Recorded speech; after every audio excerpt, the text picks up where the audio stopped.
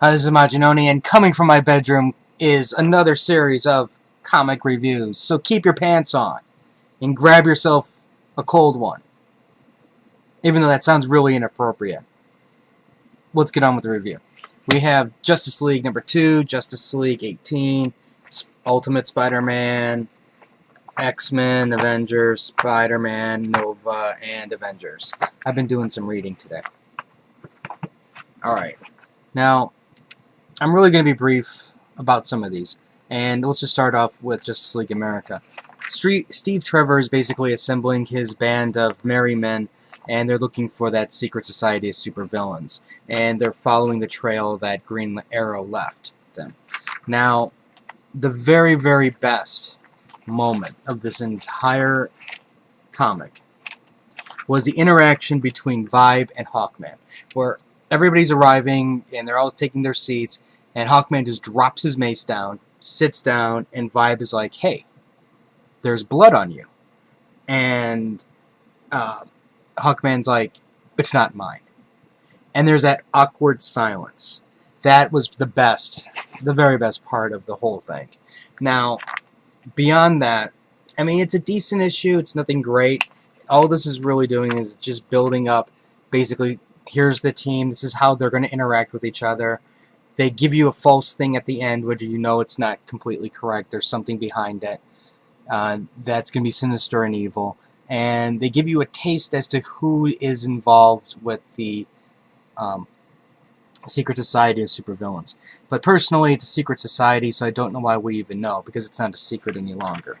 But anyways, I thought it was a decent read. It's nothing earth-shattering great. It's not horrible. It's just, for the most part, it's average. What I'm really hoping, though, is it's going to get into some kick-butt seriousness, because there's some mean people on this team. And there's people who are going to take, have the potential to take lives without a hesitation. And so that's why I'm really curious to see where this is going to go. Even though I know Johns is going to play it safe, and there's no fatalities or anything like that. Okay. Now, Justice League 18 is basically their membership drive issue, which, you have a guy right here that's not being used, but they make reference to it. He's, sitting there at the watchtower, and he's keeping an eye out on things, cataloging things, and he actually was useful in grabbing some people. Unfortunately, what he did was he grabbed the wrong person, because, of course, we have to have a little battle, and there's also a spy amongst this group. And this is basically the setup for the Trinity War. So, basically, during some confusion of a battle, they're hacked, and all of their files and data gets sent away. And, this really, I would say, this is not what I would call a great issue. This is what we call a transition filler. The art's okay, the art is okay, but compared to what we've been seeing, it is, I have to admit, it's a letdown. The story is just average, but again, it's doing what it's supposed to do, bridge to big epic series, from the Throne of Atlantis and the Trinity War. The shining moment, though, was during the Shazam backup, where we get to see the 7 deadly sins. And I thought the artwork for the sins was really nice. I really, really thought that this was a creative look for these characters, and I'm really looking forward to it. Also, the Black Adam had some really good moments also in terms of the panel. Again, it's an average series. Maybe Johns is being overworked with doing, everything in Green Lantern, and then now the Justice Leagues. Maybe he needs a vacation, or maybe he's just decided to play it simple for those 2 issues. But I don't know. We'll see. Okay. Now, in comparison to those weaker series, Ultimate Spider-Man number 21 was freaking amazing. This had everything in it that you would want to be in it. Alright, granted, you don't get to see Gwen or Mary Jane naked or anything like that. But beyond that, you have some really interesting story moments. And for me, that's what really makes Ultimate Spider-Man really, truly work. The thing is, with Peter Parker, we already had a preconceived notion of with greater power comes greater responsibility, and he played that to the T. But Miles doesn't quite understand that, and he needs to learn this. And while he's learning it, he's definitely younger and he's scared. He's terrified. And, granted, when you see a creature like Venom and you're not prepared for this monster, you can kind of see where he's going to get scared and terrified. And he's really thrown into this world that he is not ready for. If anything, granted, you can argue Peter Parker needed training. Miles needs to basically take some time, grow up a little bit, and then he really needs to go under like somebody like Cap to learn how to become a hero, mature a lot.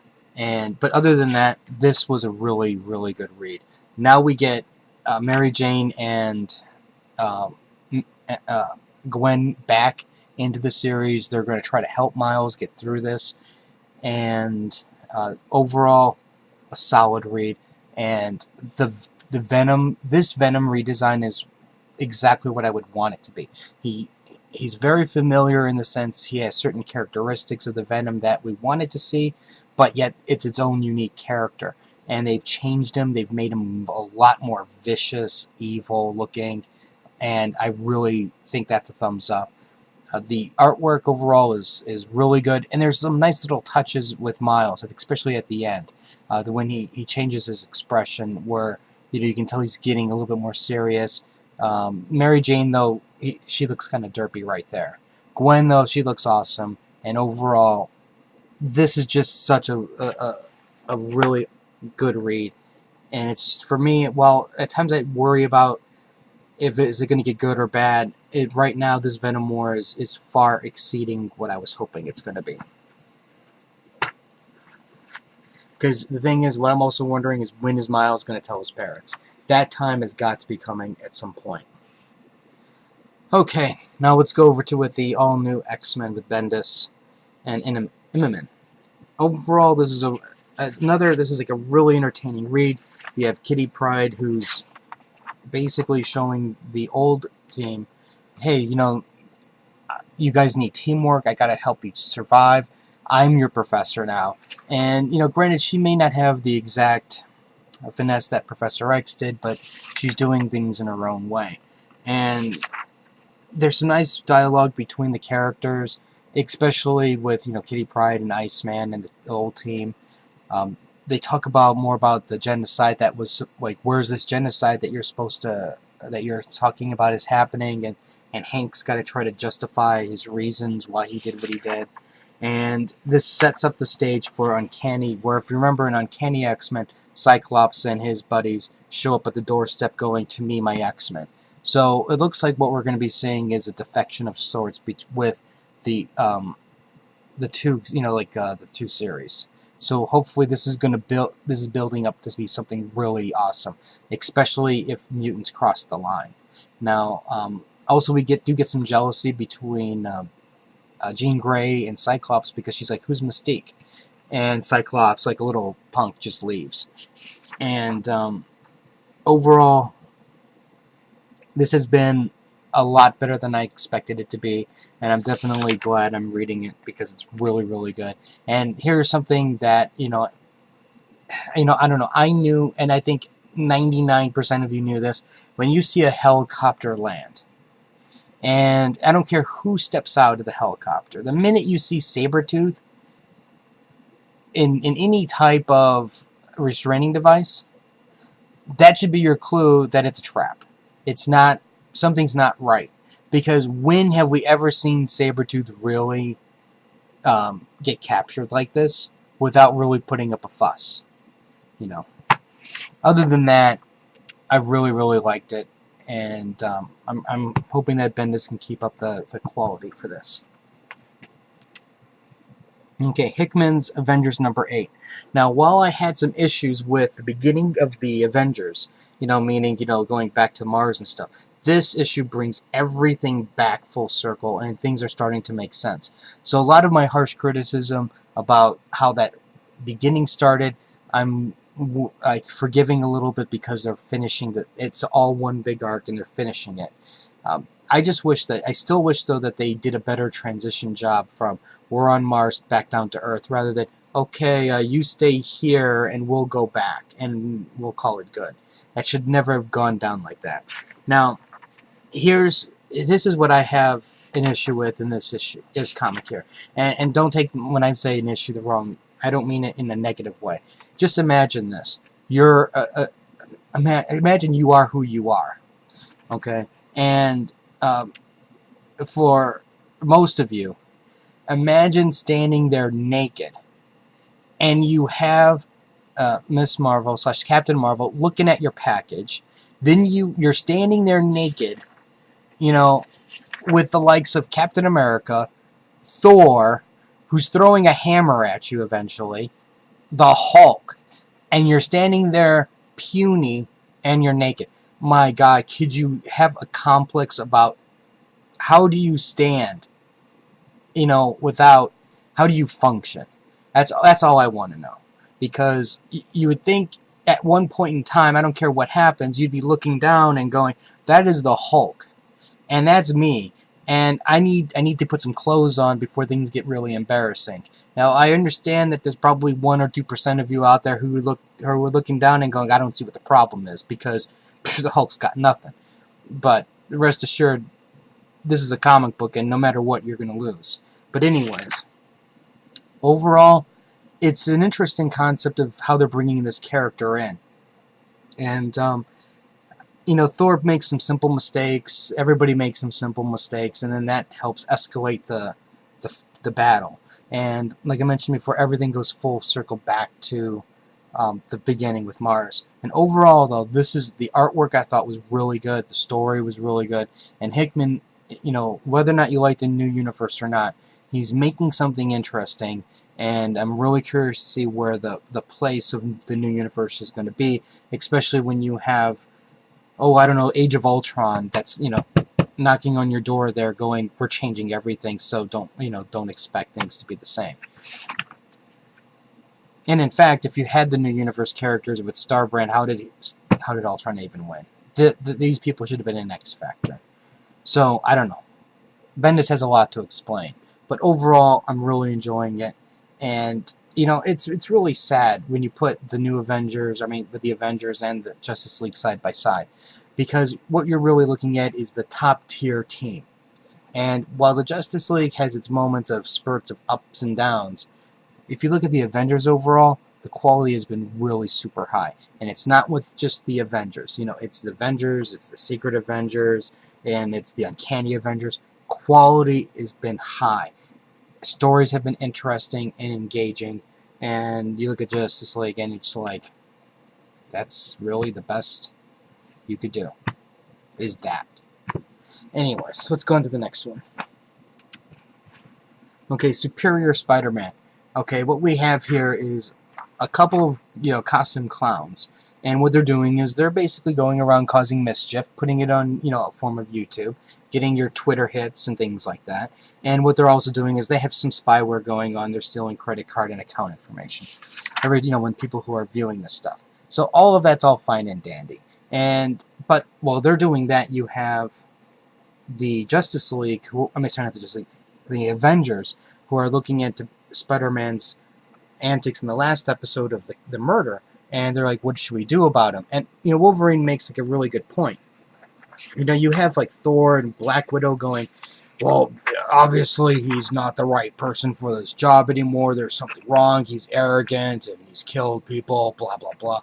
And, Wolverine's like, look, you have everybody around this table are, spies, killers, soldiers. Who are you to talk? We need to sit back and think about this for a second. And if you really think about it, you don't expect that out of Wolverine's mouth. You expect that out of Captain America's mouth. And what have they done with my Wolverine? Well, regardless, he's the voice of reason. And all I have to say is when Spider-Man catches up with those little jester people, Spider-Man cannot take a joke. And he really escalates things to a whole new level. And that's going to cause the Avengers to react. And the last page, I don't want to show it to you, but I'll say this. It actually is kind of shocking. It's not shocking in the sense that there's body parts thrown everywhere or things like that. But what's shocking is the brutality. We've never seen Spider-Man ever lose control like he did. And this is, Slab is really taking us on an interesting journey of darkness. And eventually what we're going to have is redemption. And the odd thing is, it's a story, when Peter eventually comes back, it's a redemption, but it's not even his fault. He didn't need to be even on that journey, because everything that Superior committed was really odd. And people are going to be looking at Spider-Man in a very different way, especially since the brutality was captured on video and is broadcast to the internet, where you have like Mary Jane going, "What the heck are you doing?" And you have J. Jonah Jameson loving every second of it. Who would have thought JJ and Spider-Man would be, BFFs like that? And, like, I don't know if I would like the way the direction is going for too long, but I'm glad that they're starting to, like, if you look in the previews, this thing is going to be wrapping up soon. So I am glad for that, and I am glad to see, eventually we're going to get probably what we all want, unless there's another swerve, which we'll have to wait and see. But other than that, oh my god, this was awesome. Okay, Nova number 2. I'm going to be really brief on this, because I really don't think that a lot of time really should be devoted to this issue. And I don't mean like Loeb did a horrible job. All this really is, it's just the issue where we introduce people. People who don't know who Gamora is, people who don't know who Rocket Raccoon is. It's just saying, hey, here's some people who exist in the Marvel Universe that are important to the space storylines. That's all that is. And then it's just a boy discovering what his father got into.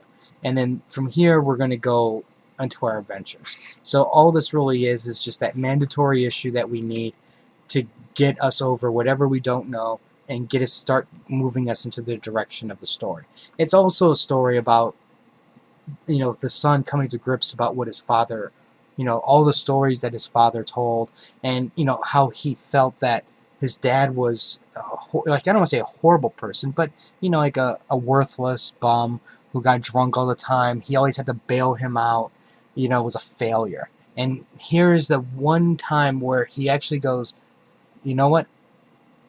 Maybe all of the stories that he told me was true. Maybe there is something within my father that actually was worth something.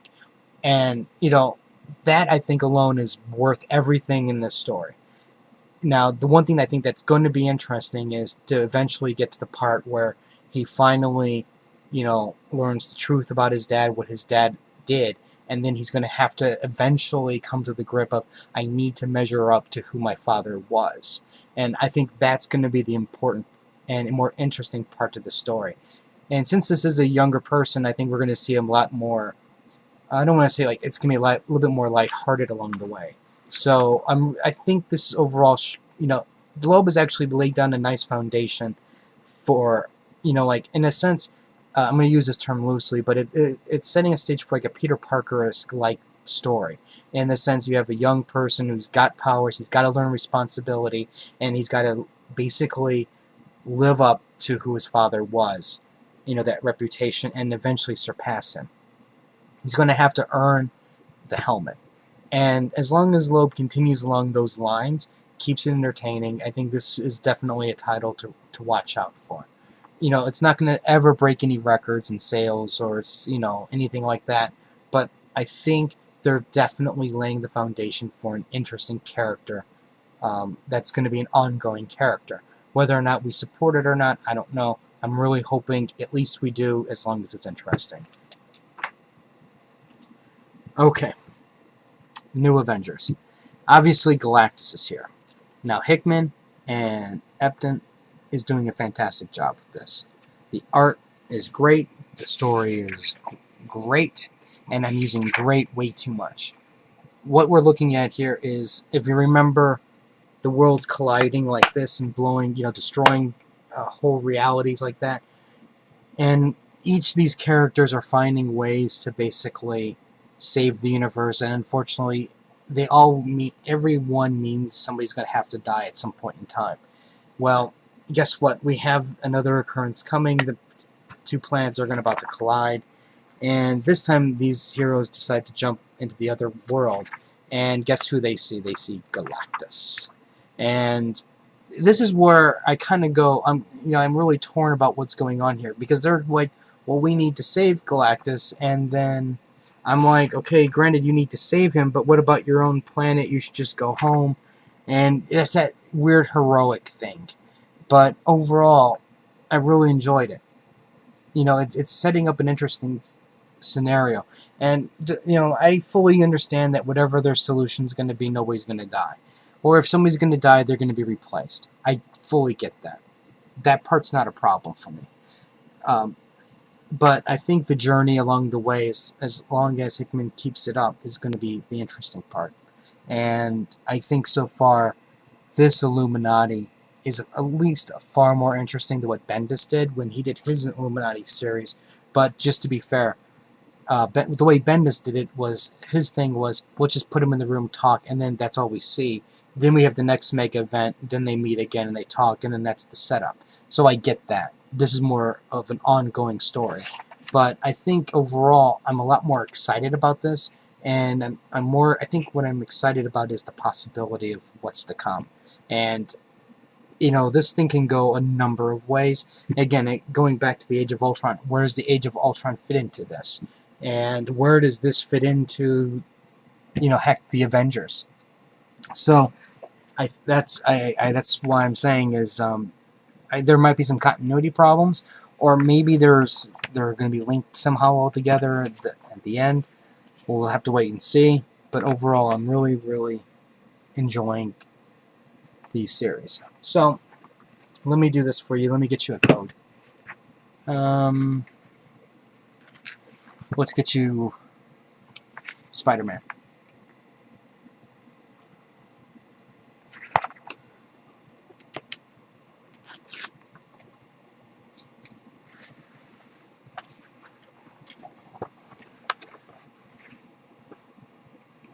Okay, that is TMM352E8H. That looks like an SS3. Yeah, those are S's. 3. If you have any comments or questions, let me know. Like the Facebook link, I'll put some codes up there, and I'll have more reviews and stuff later. So until next time.